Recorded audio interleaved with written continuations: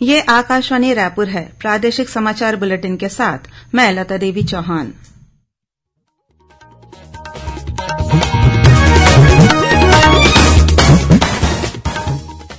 और अब पेश है आज के मुख्य समाचार। प्रधानमंत्री नरेंद्र मोदी ने आकाशवाणी से मन की बात कार्यक्रम में लोगों से योग को अपनाने और इसे दिनचर्या का हिस्सा बनाने का किया आह्वान।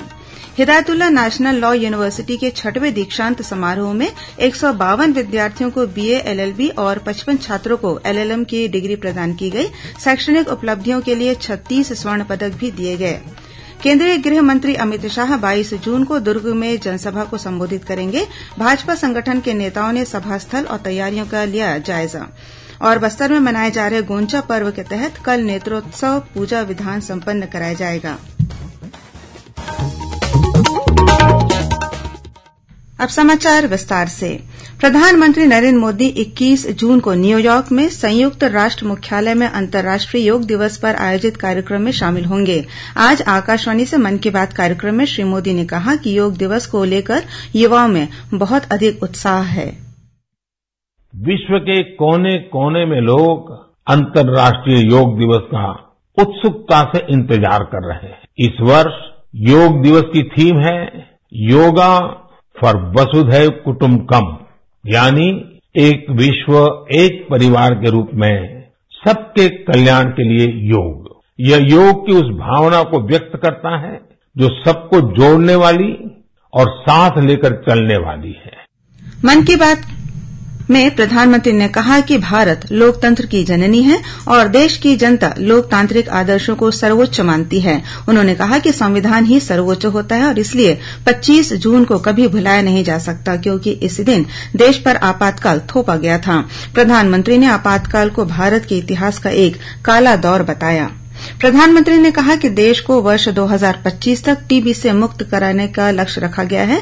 उन्होंने कहा कि इस दिशा में निक्षय मित्रों ने महत्वपूर्ण कार्य किया है। आज देश में कई प्रकार के सामाजिक संगठन निक्षय मित्र बन गए हैं। श्री मोदी ने कहा कि गांव और पंचायतों में रहने वाले हजारों लोग इस काम के लिए आगे आए हैं और उन्होंने टीबी रोगियों को गोद लिया है। उन्होंने कहा कि जन भागीदारी इस अभियान की सबसे बड़ी शक्ति है और इसी के बदौलत अब देश में 10 लाख से अधिक टीबी रोगियों को गोद लिया जा चुका है।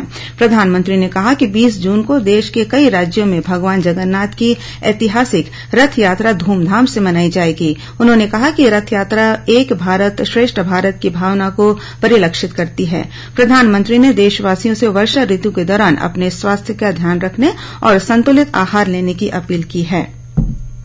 हिदायतुल्लाह नेशनल लॉ यूनिवर्सिटी का 6वां दीक्षांत समारोह आज नवा रायपुर स्थित IIIT के सभागार में आयोजित किया गया। समारोह में कुल 152 विद्यार्थियों को बीए, एलएलबी की डिग्री प्रदान की गई। वहीं 55 छात्रों को एलएलएम और विश्वविद्यालय के 2 अध्यापकों को पीएचडी की उपाधि भी प्रदान की गई। इस अवसर पर सर्वोच्च न्यायालय के पूर्व न्यायाधीश और दीक्षांत समारोह के मुख्य अतिथि न्यायमूर्ति MR शाह ने समाज और राष्ट्र के प्रति युवा वकीलों की जिम्मेदारी का उल्लेख करते हुए कहा कि भविष्य संभावनाओं का है और असफलता सफलता का एक हिस्सा है। श्री शाह ने कहा कि लीगल प्रोफेशन में खुद को दूसरों से बेहतर साबित करने के लिए अपने आप को मजबूत बनाना पड़ता है, साथ ही चुनौतियों का सामना करते हुए समस्याओं का समाधान करना होता है।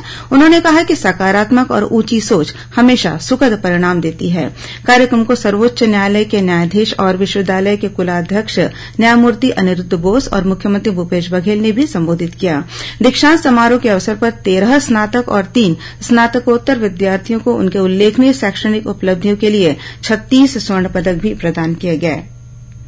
केंद्रीय गृह मंत्री अमित शाह आगामी 22 जून को छत्तीसगढ़ प्रवास पर दुर्ग आ रहे हैं। इस अवसर पर श्री शाह जिले के रविशंकर स्टेडियम में जनसभा को संबोधित करेंगे। आयोजन को लेकर भाजपा संगठन के नेताओं ने सभा स्थल और तैयारियों का जायजा लिया। उन्होंने मंच के सामने बनने वाले डोम शेड, पार्किंग और वीआईपी एंट्री का मैप तैयार किया। इस दौरान भाजपा के प्रदेश उपाध्यक्ष और दुर्ग संभाग प्रभारी भूपेन्द्र सवन्नी ने कहा कि केंद्रीय गृह मंत्री अमित शाह का दुर्ग आगमन बहुत महत्वपूर्ण है। श्री सवन्नी ने कहा कि दुर्ग जिला भाजपा संगठन की लगातार सक्रियता को देखते हुए इस आयोजन का अवसर उन्हें मिला है।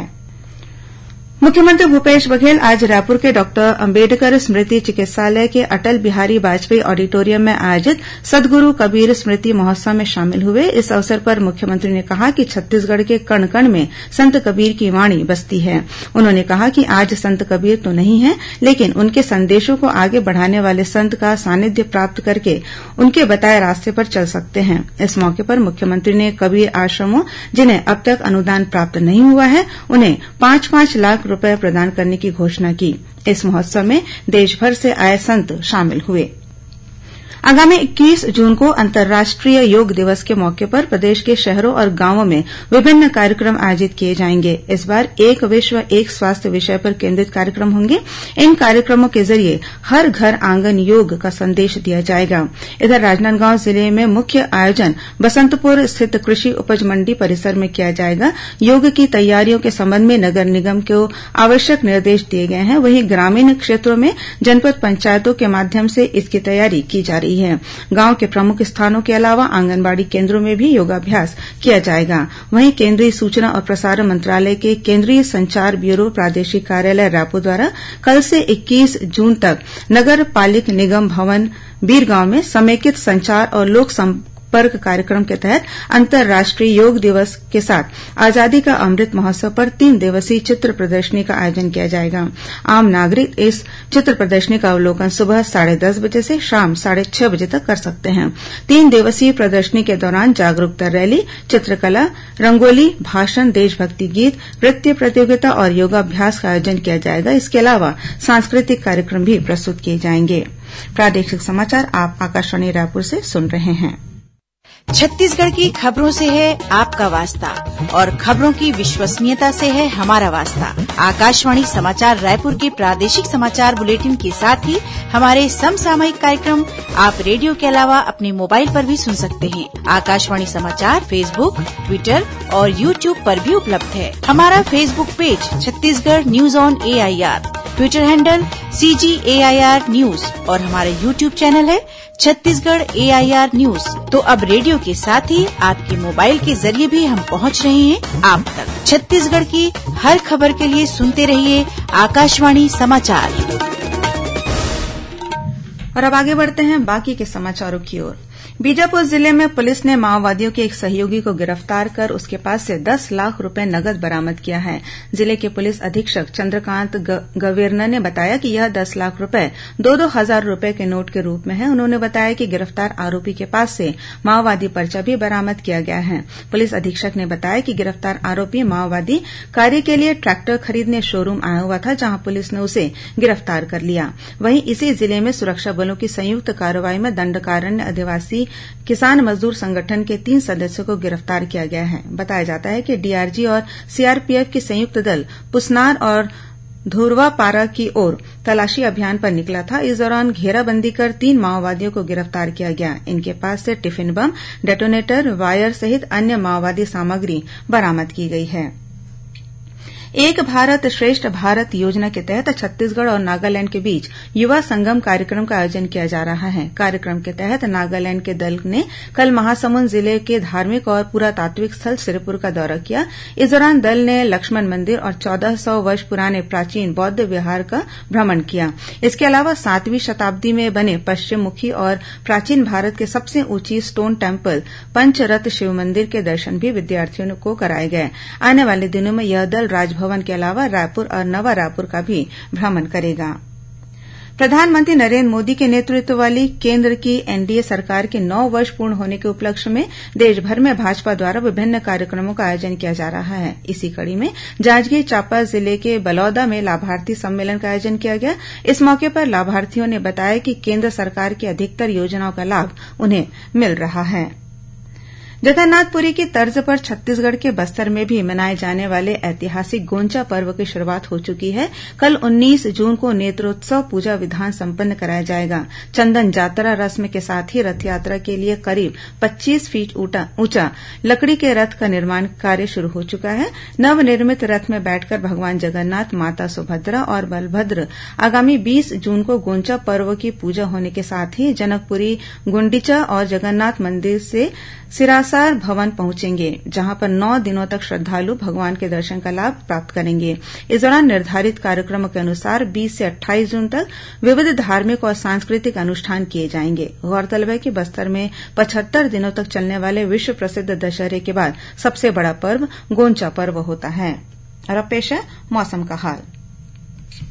प्रदेश में कल 19 जून को 1-2 स्थानों पर हल्की वर्षा होने या गरज चमक के साथ बौछारें पड़ने की संभावना है। वहीं कुछ स्थानों पर अंधड़ चलने और 1-2 स्थानों पर आकाशीय बिजली गिरने की चेतावनी भी दी गई है।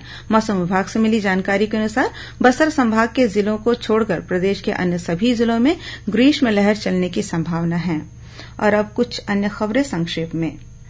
आईआईटी संयुक्त प्रवेश परीक्षा जेईई एडवांस के नतीजे घोषित कर दिए गए हैं। विद्यार्थी अपने स्कोर वेबसाइट पर देख सकते हैं। आज वीरांगना रानी लक्ष्मीबाई की पुण्यतिथि है। इस अवसर पर मुख्यमंत्री भूपेश बघेल ने अपने निवास कार्यालय में रानी लक्ष्मीबाई की छायाचित्र पर माल्यार्पण कर उनकी वीरता, साहस और देशभक्ति को नमन किया। रायपुर जिला रोजगार और स्वरोजगार मार्गदर्शन केन्द्र द्वारा कल 19 जून को पुराना पुलिस मुख्यालय स्थित जिला रोजगार कार्यालय में सुबह 11 बजे से दोपहर 2 बजे तक जॉब फेयर का आयोजन किया जाएगा। राजनांदगांव जिले में युवाओं को रोजगार उपलब्ध कराने के लिए जिला रोजगार कार्यालय द्वारा आगामी 20 जून को प्लेसमेंट कैंप का आयोजन किया जाएगा।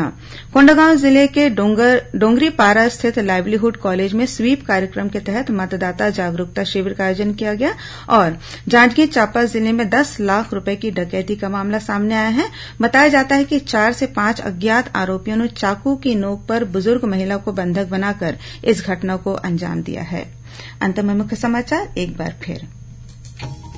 प्रधानमंत्री नरेंद्र मोदी ने आकाशवाणी से मन की बात कार्यक्रम में लोगों से योग को अपनाने और इसे दिनचर्या का हिस्सा बनाने का किया आह्वान।